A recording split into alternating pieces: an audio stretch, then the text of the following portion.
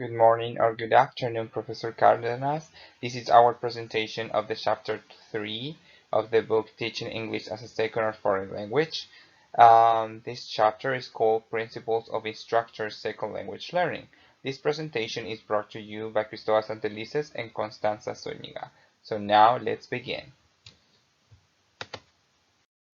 So all teachers have a theory of how teaching can assist learning. However, the theory that teachers hold may be more or less explicit. Based on this book, there are teachers that focus their lessons and their materials on second language acquisition theories, but there are also teachers that generate their material based on what students require or what suits them the most. As a result, the author offers 12 different principles to lead teachers to a successful second language teaching. So moving on to the main topic, we have what is instructor second language learning? It refers to the subfield of second language acquisition that investigates any type of second language learning or acquisition that occurs as a result of the second language teaching. It can be understood as a critical discussion of different research that study different situations in which a second language is being taught. So it gathers information from each one of them and then it critiques it and offers new methodologies and ideas or principles that need to be there in order to be successful. The first general principle states that instruction needs to ensure that learners develop both a rich repertoire of formulaic expression and a rule-based competence.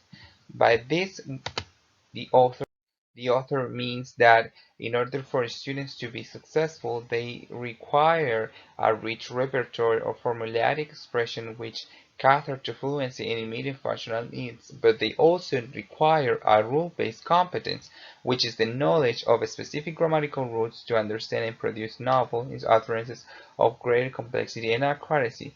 They need this both part of the language in order to get a better proficiency within the language. First, we have the rich repertoire, which can be understood as being able to master certain chunks in order to get their message across. For example, what's the time? I don't know, etc. Small phrases that they might not understand the grammar rules behind, but they are able to express them in order to express a meaning, a message. And this is when the rule-based competence starts to take place, because there is going to be a point in which they are going to be able to create complex sentences based on the previous structures they master within these chunks. The second principle states that instruction needs to ensure that learners focus predominantly on meaning. By meaning, there are two different meanings that students need to be aware. The first one is semantic meaning, which is the meanings of lexical items or of a specific grammatical structures. And on the other hand, we have the pragmatic meaning, which is the contextualized meanings that arise in acts of communication. Students, in order to be successful with the language, they need to be able to understand when each one of these meanings are taking place. For example, in the first one, we can say, I can swim. And in the second one, I can ask, can you pass me the salt? We have the modal verb can used in the both situation. However, in one, it is expressing ability, and in the other one, it's a certain kind of request. We're asking for something. So it is taking a meaning in the situation. But in the previous one, it's something that is an ability of each person. So students need to be able to understand when to use each one of them. Now we have the third principle, which is instruction needs to ensure that learners also focus on form. Attention to form refers to the noticing of specific linguistic items as they occur in the input to which learners are exposed. not to an awareness or an understanding of grammatical rules, because here grammar is not everything, but it's present. And students must be able to notice when something varies in the language and and it changed the meaning. For example, saying apple and apples. We went from one to more than one just by adding an s in the end of the word.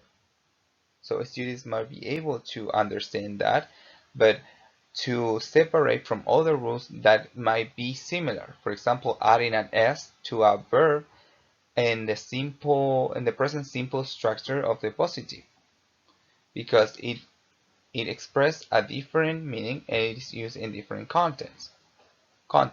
So students must be able to establish that connection. Principle 4 states that instruction needs to be predominantly directed at developing implicit knowledge of the L2 while not neglecting explicit knowledge.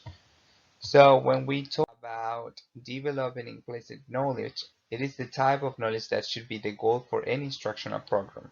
It is the knowledge that is gained through incidental activities or without being aware that learning is occurring. For example, in a general or day-to-day life, learning how to walk is something innate from each person or animal. When it comes to language learning, it is being able to go beyond something, start to analyze based on what we learned before. Or for example, if we understand what is a noun, what is a verb, and what is a complement, then we can create a sentence following a structure based on different, for example, chunks we've been using. So it's something that might be not be taught like step by step, but we can infer that, we can create that based on what we learned unconsciously. The principle 5 states that instruction needs to take into account the learner's built-in syllabus. It means that learners follow a natural order and sequence of acquisition, and they need certain guidance all the way up, because they start by not being able to speak. They start to communicate non-verbally by drawings and pointing, and then they get up to a stage in which they have limited comprehension and one or two words responses, moving to the speech emergence when grammars start to present but making errors, but there is a better comprehension and the use of simple sentences. Then they move to an intermediate fluency when they have an excellent comprehension and a few mistakes with grammar, but they are improving. And then we have like when they get to the native level of speaking. Of course, this is not for everyone's reality, but if they go through each step, they can get it. The principle number 6 states that successful instructor language learning requires extensive L2 input. As it says, the more exposure they receive, the more and the faster they will learn. So here we have like that the key is exposure, because students are going to be always surrounded by the target language, so they will be challenged to use the four skills of the language in order to improve their proficiency. And also it is really important because they are going to stop relying on their native tongue. Okay, so now we're going to talk about principle number 7, which is successful instructor language learning also requires opportunities for output. Contrary to Krashen's belief, most researchers now acknowledge that learners' output also plays a really important role in the acquisition of language. The contributions that outputs can make are that the production serves to generate better input through the feedback that learners' effort at production elicits. It forces learners to pay attention to grammar. It also allows learners to test hypotheses about the target language grammar. It also helps to automatize existing knowledge and it also provides an opportunity for learners to develop their discursive skills. It is also important for helping learners to develop a personal voice by steering the conversation to topics that they are interested and that they feel they can contribute to. And it also provides learners with their auto input. The importance of creating opportunities for output, according to Swan, for example, constitute one of the main reasons for incorporating this type of task into the language program. Control practice exercise typically result in an output that is limited in terms of the complexity of the learning. So they do not help students to develop more opportunities for the kind of sustained output that theorists argue is necessary to create a more deep acquisition of the language. Okay, so now we're going to talk about principle number 8, which is the opportunity to interact in the L2 is central to developing L2 proficiency.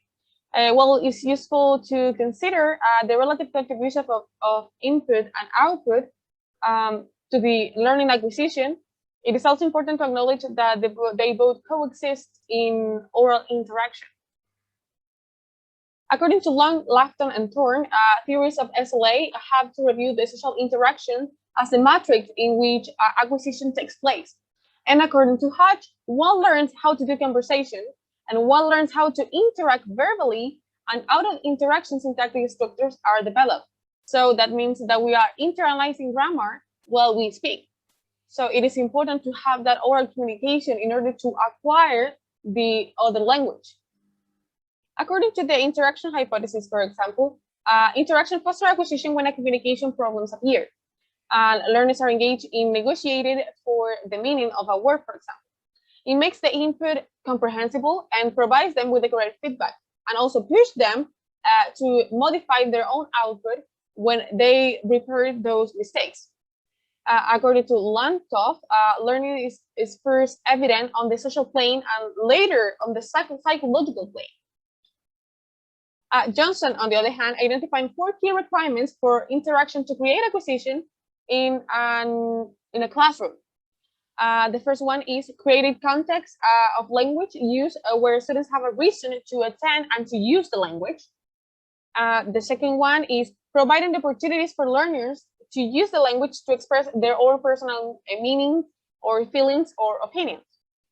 The third one is helping students to participate in language-related activities that are beyond their current levels of proficiency. So we have to challenge our students. We have to test our students constantly in classroom in order to improve their levels. And the last one is offering a full range context that cater for a full performance in the language. He also suggests that these are more likely to occur when the academic task is structured and the social participation structure are left rigid. Creating the right kind of interaction for acquisition constitute a major challenge for teachers. Okay, so now we're going to talk about principle number 9 that says that instruction needs to take into account individual differences in learners. There are considerable differences in the rate of learning and the level of achievement of each student. And learning will be more successful when, for example, the structure is matched to the student's particular aptitude for learning, and if the students are motivated, for example. Weche used a language aptitude test to identify different learning styles, and then when he saw too much the kind of structure provided to learners prefer approach to learners. Teachers can make use of simple learner training materials, especially designed to make students more aware of their own approaches to learning and to develop their awareness to alternative approaches. According to Dornan, the best motivational intervention is simply to improve the quality of our teaching. Examples that they need to be used to create a pleasant and relaxed atmosphere inside the classroom, so that the students feel the confidence to talk and to challenge themselves. Okay, now we're going to talk about principle number 10, which says in assessing learners' L2 proficiency, it is important to examine free as well as controlled production. In this case, Norris and Ortega distinguish 4 types of measurement. The first one is the metalinguistic judgment, which is the grammatical judgment test. The second one will be selected response, which is multiple choice. The third one would be constraint constructed response, which could be fill in the gaps exercise. And the fourth one would be free constructed response, which is communicative task. And they find that the magnitude of the effect was bigger in types 2 and 3, which would be fill in the gaps and multiple choice. And the least in the fourth would be the communicative task. Free constructive responses are best selected in task. In this performance can be assessed in 3 different ways, which be the direct assess, the discourse analysis measurement, and the external ratings. Okay, so when we talk about up to principle number 10, we're talking about principles that are relatively old. They were formulated in 2005, so they are kind of old principles. These principles were mainly based on SLA, and since then SLA has been more influenced by a more social oriented theories of learning, and in particular the social cultural theory.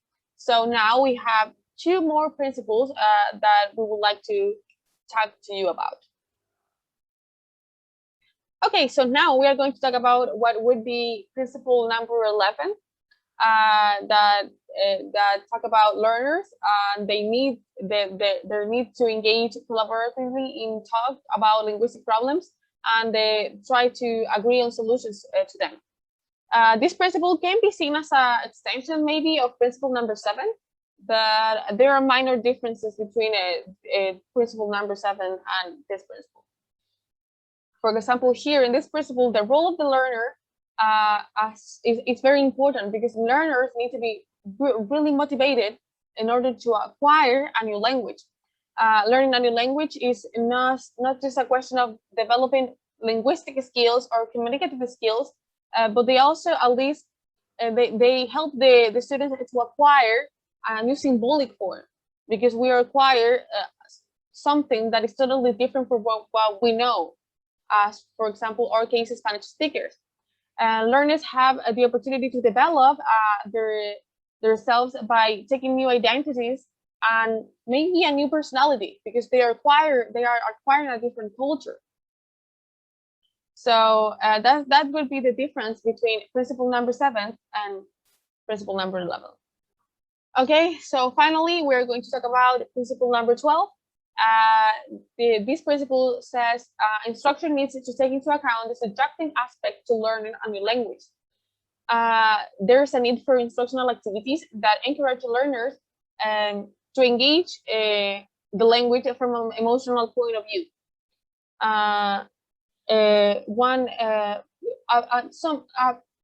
Us as people need to have some emotional attachment to the language in order to learning in a more easy way. So one way in which this can be achieved is through introduction of literature or music, or try to be as creative as possible in the creation of the activities, so the students feel more engaged when they need to face these type of activities, and they will feel more relation with the language, and that will result in a more fulfilled acquisition of the language.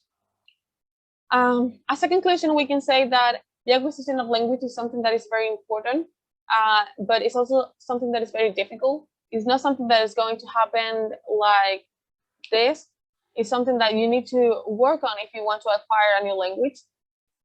Help students to acquire a new language is really difficult. It's more difficult if you live in a context where, for example, English is not spoken at all outside of the classroom. So you have a challenge there to help the students to acquire as much language as possible, and to use the language as much as possible. Um, we believe that it's really important to create activities that help students to communicate and to use the language, because they do not have more opportunities outside to use it in the case of English, as we said.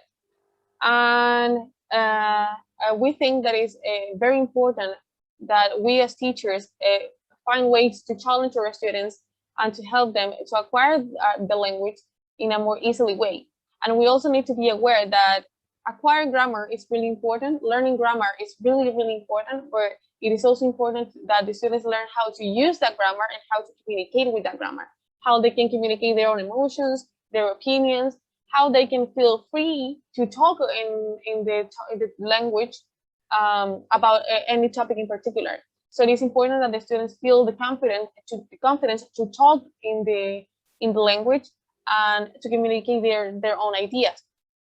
So if that is a challenge for us as teachers, to create opportunities in the classroom for the students to speak and to feel free to give their own opinions in the language. So yeah, thank you so much for watching. That was our presentation, and I hope you like it.